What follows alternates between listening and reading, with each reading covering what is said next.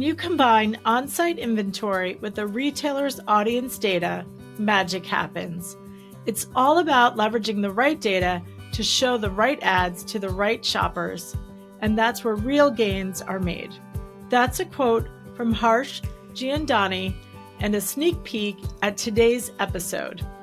Hi there, I'm Kerry Curran, Fractional Chief Growth Officer, Industry Analyst, and host of Revenue Boost, a marketing podcast, where we discuss smart strategies that drive revenue growth for all businesses.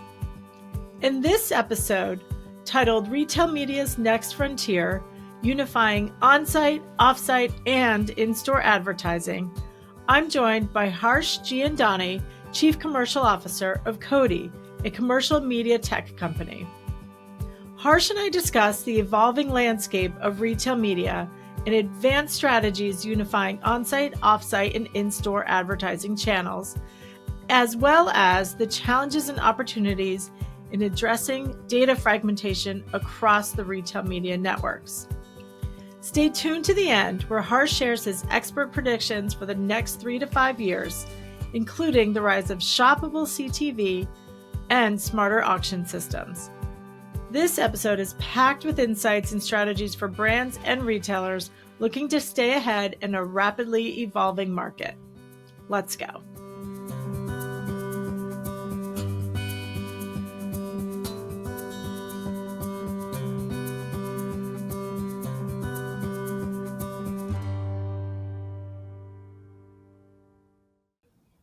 So welcome, Harsh. Please introduce yourself and tell us a bit about your background and expertise.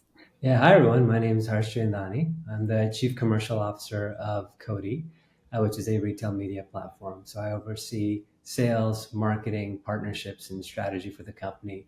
Been here about 1.5 years. Prior to this, I was at Microsoft as Chief Revenue Officer of Promote IQ. And prior to that, I was at AppNexus/Xandr for 8.5 years in various roles, culminating in launching Xandr Curate. Excellent. So you've been in the industry for a while. You're quite an expert. So obviously the e-commerce space in retail media has evolved very rapidly in the last number of years. So talk about kind of how you've seen the space evolve and kind of how you've been had a front row seat to that. Yeah, it's been an exciting ride. I think the last 5 to 7 years of retail media have been felt like a rocket ship. So it started out by helping retailers really launch and scale their retail media programs. Primarily, most of those were focused on on-site advertising in the way of sponsored listing ads and sponsored brand ads and display ads. And now what I see is the expansion of that retailer O&O media to include in-store as well, and data. So using that data to target our audiences off-site. Another way I've seen the industry really transform over the last several years, and especially this year, is the focus on retailers wanting more control over their retail media programs as they've matured in the space. In the beginning, they were new to all of this. They went overnight from becoming retailers to being the largest media businesses in the world. And so they needed a lot of help. And now they've matured in this space and they're looking to take some control. Another trend I've really seen evolve over the years is this point of fragmentation. As retail media networks have proliferated, we've created new problems for ourselves in the industry. And now you have 200 to 400 retail media networks, depending on who's counting. And so there's a real push in the industry to connect all that supply into one place for buyers. Definitely. So how are you seeing kind of the brands approach and the technology platforms approach the data integration? And how are we kind of getting smarter in a world of walled gardens and kind of protected data? Yeah, so actually let's start out by looking at the retailer side of it, and then we'll look at the brand side of it. When retailers first launched their retail media programs, it was purely based on keywords. If you as an advertiser were advertising a keyword that someone searched for, it would show an ad. The phase two of this then became SKUs. Mhm. So instead of just basing it on keywords, let's base it on the SKUs that you're going to be seeing based on what you've searched for or what you're browsing for. And now the third layer has been brought in where you're actually using your customer data to Mhm. enrich the experience and inform the experience.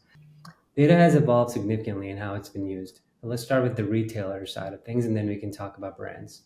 So retailers started out using data just in the form of keywords, targeting ads to keywords.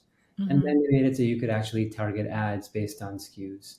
And now it's gotten more advanced. You're actually able to target your ads based on SKUs, but overlaid with audience data. You can actually modify how much you're bidding if you're actually reaching the target audience that also searched for your product. On the brand side, things are also in flux. There's multiple ways to access this inventory, and there are some Mhm. ways that enable you to utilize your audience data, and then there are other ways that rely on still keyword targeting. So brands are still trying to figure out the best way to access this inventory and maximize performance across these channels, and then get the data back they need to do their measurement, especially in the Mhm. form of media mix modeling. Excellent. So, how have you seen that data capture and that ability to kind of optimize on that data kind of evolve, and where is it at today? Yeah, from the brand's perspective, it's been a challenge for them actually. Mhm. So these retailers, retail media networks started out as walled gardens, and brands are relying on the measurement that they're getting, the audiences that are made available to them. And more, they're asking these retailers to provide more transparency. So the biggest brands are actually asking for the data they need to do their own media mix modeling instead of relying on the retailer's own ROAS or incrementality measurement. Mhm. And so, do you feel like brands are able to use this data to kind of apply to their cross-channel strategies as well? So, not just optimizing within each retailer, but taking that data and really using that to your point with the MMM modeling or other strategies. Yeah, and actually, MMM modeling doesn't include retail media today for a lot of brands. So there's a big push to try to make that happen and make it an official part of MMM. Harsh, with what you're seeing in the space and the product developments, like how are you helping retailers get smarter with this data so that they can better align the products and the promotions with the shopper that's on their site? So what we find is that retailers are using the data in two ways. One's for targeting, and then the Mhm. other one's actually and measurement, and the other one's actually for informing how the auction runs. So in terms of targeting, it's really nice when the audience data comes together with the retailer on-site inventory. That's when the magic happens. You can also use the audience data for targeting offsite, and retailers are figuring out how to do that effectively with brands. There are a number of challenges that they have to overcome there in terms of measurement and what kind of formats are run with that data. Are the campaigns link in or link out? But that's Mhm. a big place where the audience data is used, and there's a lot of room for growth. Let's talk about how optimization happens with data. Mhm. So optimization until now was based on keywords and SKUs. And now we see actually audience data, customer data being worked into the auction itself. So you can use auction data, audience data to decide how many ads a person sees, what kind of ads they see, and what those products are. That excellent. And that is that the point of where magic happens to help the better alignment with the shopping and ad serving. Yeah, exactly. So this is the things that Amazon does really well. They know what your history is. They leverage all that data to show you the right amount of ads for the right products. And this is something that retailers are catching up to doing. And there's real gains that can be made in the relevancy of the ad that you show to the user if you leverage that user's data. If that makes sense. This episode of Revenue Boost, a marketing podcast, is brought to you by Kriglu. Want to boost customer acquisition while saving time and money? Meet Kriglu, an AI-powered omnichannel bid management platform designed to optimize your ad spend. Kriglu intelligently adjusts bids across channels, ensuring your ads reach the right audience at the lowest cost. Plus, with its automation, you'll free up valuable time to focus on your business. The result? Efficient, cost effective growth, all while maximizing your marketing budget. Ready to scale smarter and faster? Visit Kriglu.com, CRIGLOO.com, and start saving today. Excellent. And so the real kind of next phase that you've talked about is tying that into offline or offsite advertising and offline strategies. So talk a bit of what's next. Like how are the retailers getting smarter with how they're using this data? Yeah, so the next thing is to use that offsite data for targeting on the open web and both social as well. So on the open web, what retailers are really trying to do is move up the funnel and enable things like connected TV advertising. You see big partnerships with Roku and retailers like Walmart. Mm-hmm. That's all about doing things like shoppable CTV. Uh, and so, yeah, I think we're going to continue seeing more of that in 2025. So it's key for retailers to figure out how to be known, that use their data to be an awareness play while still balancing, not commoditizing that data. So retailers can make that data available in a number of different ways today and they're figuring out the best ways to do that. And so, what do you see as kind of the next cool thing in retail media? Whether it's using the data for targeting and optimization, more off site. What do you think is next? Yeah, one of the big things I see happening over the next couple of years is in store, actually. 80% of shopping still takes place in store. For grocery, it's 90 something percent. So there's a lot of room for growth there with digital screens and a lot of challenges to solve as well. The first is the capital expense of installing and maintaining all those screens. The second is the number of providers in the space. There's fragmentation in those providers as well. Retailers today probably have multiple providers providing different types of screens at different places in their stores. And they're trying to figure out how to bring all of that together in one access point for buyers. Yeah, so it's going to be interesting. And do you see more integration of customer data, whether it's kind of tying to mobile devices while they're in store? Yes, that's already used today, especially for measurement. Point of sale data is key for both in store and on site advertising, being able to tie a user from having seen your ad online or in the store and then purchased your product. So the retailers with good point of sale data at scale really stand to benefit from this. Yeah, so I think it's going to get more targeted and more aligned, and hopefully we'll see better sales come out of it. So I know at Koddi, you guys have been at the forefront of a lot of innovation when it comes to um, whether it's feed optimization and management or the retail media network. So talk about how Cody's kind of evolving the marketplace, and you talked about opportunities for smaller retailers as well, kind of helping them get into the game. Yeah, there's a big opportunity for smaller retailers. Smaller retailers have trouble attracting advertisers with the amount of scale that they have. Advertisers can't log into another retail media platform unless there's enough scale to justify that investment. So we're seeing a big opportunity for players like us to aggregate that supply and make it more accessible to advertisers in the platforms where they want to access it. And one big area of investment here for us is launching a supply side platform and a programmatic SSP. The industry's first like truly programmatic SSP in bridging sponsored listing inventory with buyers in major DSPs. We really do think, and especially having spoken to lots of buyers, that it's the right thing to do for the industry. That's great. And so, how do you see that playing out, like for brands or retailers that want to kind of test into that? How do you see that working? Yeah, it differs based on the size of the retailer. So if Mhm. you're a small retailer, it's easy proposition. Like get your inventory in front of brands in a way that's most convenient for them, so you can access as much demand as possible. It makes it easy for brands to access your inventory and pool it along with other retailers they might be interested in buying in. For larger retailers, it's also interesting. So there's even larger retailers have some remnant inventory that they need to monetize.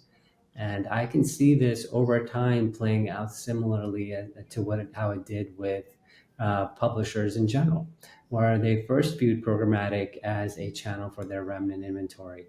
But as the tools and controls improved, things like programmatic guaranteed deals were introduced, they became more and more comfortable with selling their premium inventory that way as well. Excellent.